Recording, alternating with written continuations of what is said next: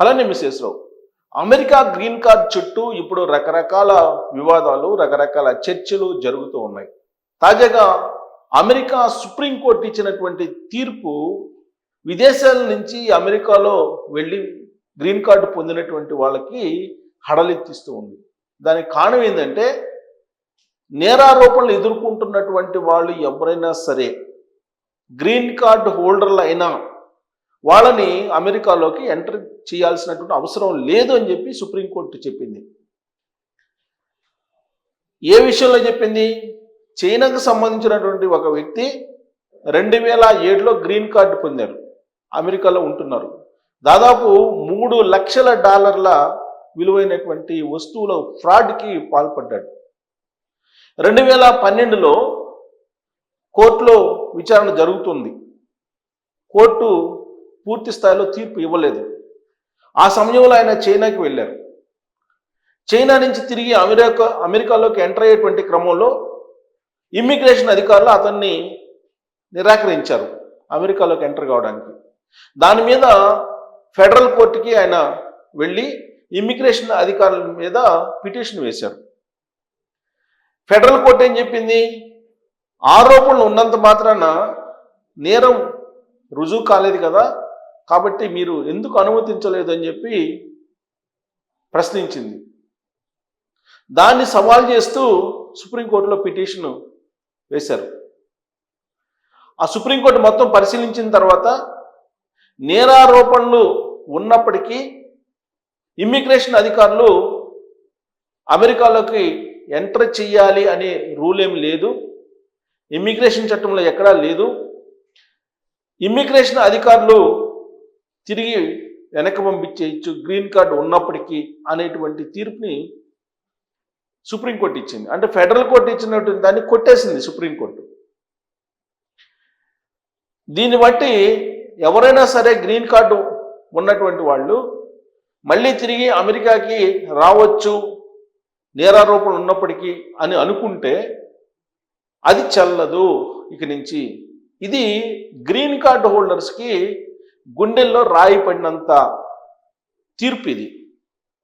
ఎందుకంటే అనేక మంది నేరారోపణలు ఎదుర్కొంటున్నటువంటి వాళ్ళు ఉన్నారు అమెరికాలో గ్రీన్ కార్డు ఉన్నటువంటి వాళ్ళు స్వదేశానికి వచ్చి తిరిగి మళ్ళీ అమెరికాలోకి ఎంటర్ కావాలంటే అంత ఈజీ కాదు అనేది సుప్రీంకోర్టు ఇప్పుడు తాజాగా చెప్పినటువంటి తీర్పు.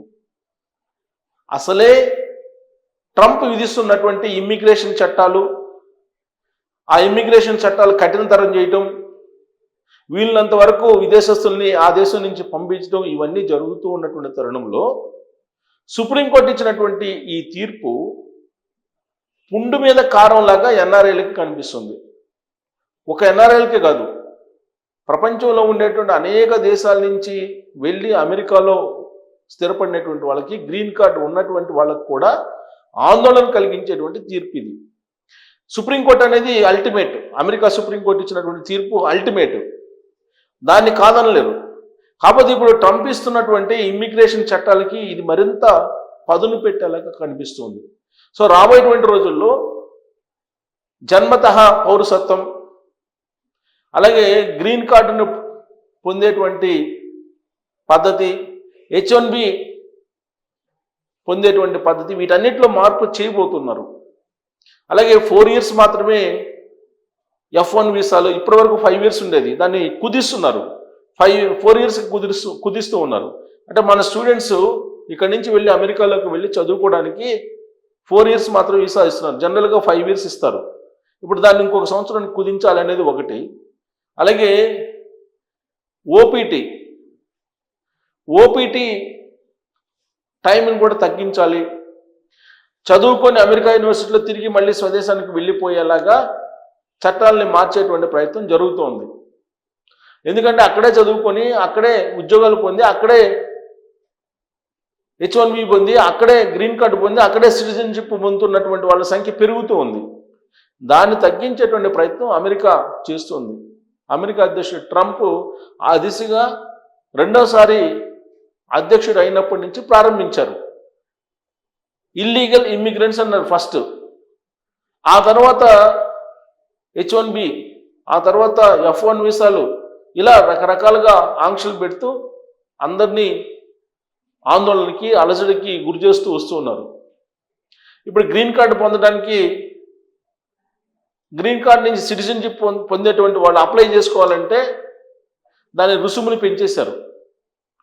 దాదాపుగా 2 పైగా చేసేసారు రుసుముని. గ్రీన్ కార్డు ఉన్నటువంటి వాళ్ళు సిటిజన్షిప్కి అప్లై చేసుకోవాలన్నా లేదు H1Bకి అప్లై చేసుకోవాలన్నా ఈ ఫీజుల్ని పెంచుకుంటూ వెళ్ళిపోతూ ఉంది అమెరికా ప్రభుత్వం. అట్ ద సేమ్ టైం వాళ్ళ మీద వెట్టింగ్ అంటే సోషల్ మీడియా అకౌంట్స్ ఎలా నిర్వహిస్తున్నారు, ఎలాంటి పోస్టులు పెడుతున్నారు, ఎలాంటి వీడియోలు పెడుతున్నారు, ఎలాంటి పోస్టులకి లైక్లు కొడుతున్నారు, ఎలాంటి వీడియోస్కి కామెంట్స్ పెడుతున్నారు, ఇవన్నీ కూడా అబ్జర్వ్ చేస్తుంది అమెరికా ప్రభుత్వం. అందుకే వీళ్ళంత వరకు సోషల్ మీడియాకి కంప్లీట్గా దూరంగా ఉండాలి. అమెరికాకి వెళ్ళాలి అనుకుంటున్నటువంటి స్టూడెంట్స్ లేదా పేరెంట్స్ కానీ ఎవరైనా సరే, లేదంటే సోషల్ మీడియా అకౌంట్స్ని ఓపెన్ చేస్తే ఎవరో ఒకరికి అనుకూలంగానో వ్యతిరేకంగానో తమ వ్యక్తిగత అభిప్రాయాన్ని వ్యక్తం చేస్తూ ఉంటారు. అదే నేరం అన్నట్టు అమెరికా ప్రభుత్వం చూస్తుంది. అమెరికన్ కాన్సులేట్లో మీకు వీసా అప్రూవల్ చేసేటప్పుడు సోషల్ మీడియా అకౌంట్స్ని చెక్ చేస్తూ ఉన్నారు. అసలు అమెరికా కాన్సులేట్ ఇంటర్వ్యూకి మీరు అప్లై చేసినప్పుడే, మీకు స్లాట్ రావడానికి అప్లికేషన్ పెట్టినప్పుడే మీకు సంబంధించినటువంటి సోషల్ మీడియా అకౌంట్స్ లాగిన్స్ని మొత్తాన్ని కంప్లీట్గా ఇచ్చేసేయాలి వాళ్ళకి. ఆ తర్వాత వాళ్ళు ఆర్టిఫిషియల్ AI టెక్నాలజీ తోటి దాన్ని మొత్తాన్ని స్టడీ చేస్తారు. ఒక్కసారి మన సోషల్ మీడియా అకౌంట్స్ని చెక్ చేస్తే మన యాటిట్యూడ్ ఏంటి, మన థింకింగ్ ఏంటి, మన మొత్తం ఐడియాలజీ ఏంటి అనేది తెలిసిపోతుంది. దాన్ని బట్టి వీసా ఇచ్చేటువంటి పరిస్థితికి ఇప్పుడు అమెరికా వచ్చింది. అంటే వీళ్ళంత వరకు రిస్ట్రిక్షన్ చేస్తూ వెళ్తూ ఉంది.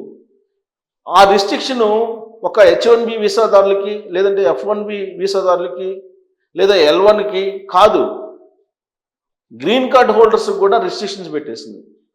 సో కాబట్టి గ్రీన్ కార్డు హోల్డర్స్ ఎవరైనా సరే మాకేం కాదు, మేము అమెరికా పౌరులమే అనుకుంటే తప్పు అని చెప్పి సుప్రీంకోర్టు చెప్తుంది. అమెరికా సుప్రీంకోర్టు నేరారోపణలు ఎదుర్కొంటున్నట్టు కనుక మీ మీద ఉంటే అమెరికాలో ఉండేటువంటి ఇమ్మిగ్రేషన్ అధికారులు, హోమ్ల్యాండ్ సెక్యూరిటీ ఖచ్చితంగా మిమ్మల్ని రిజెక్ట్ చేసి అమెరికా విమానాశ్రయం నుంచి మళ్ళీ తిరిగి స్వదేశానికి సాగనంపేటువంటి ప్రమాదం ఉంది. కాకపోతే అమెరికాలో కేసులు నమోదై ఆరోపణలు ఎదుర్కొంటున్నటువంటి వాళ్ళ, లేదంటే విదేశాల్లో కూడా కేసులుండి ఆరోపణలు ఎదుర్కొంటున్నటువంటి వాళ్ళ అనేది క్లారిటీ రావాల్సింది.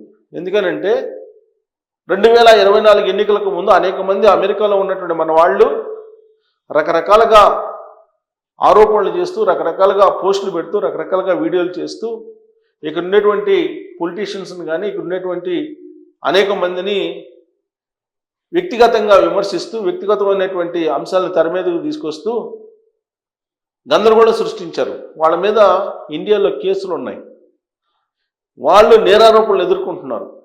మరి ఇండియాలో నమోదైనటువంటి కేసులు ఏవైతే ఉన్నాయో ఆ కేసులను కూడా పరిగణలో తీసుకొని అమెరికా ఎంబసీ కనుక అమెరికాలోకి ఎంటర్ కాకుండా గ్రీన్ కార్డ్ హోల్డర్స్ అయినా సరే అమలు చేస్తుందా, లేదంటే కేవలం అమెరికాలో మాత్రమే నేరారోపణలు ఎదుర్కొంటున్నటువంటి వాళ్ళకి ఆ దేశంలో ఎంట్రీ లేదా అనేది క్లారిటీ రావాల్సింది.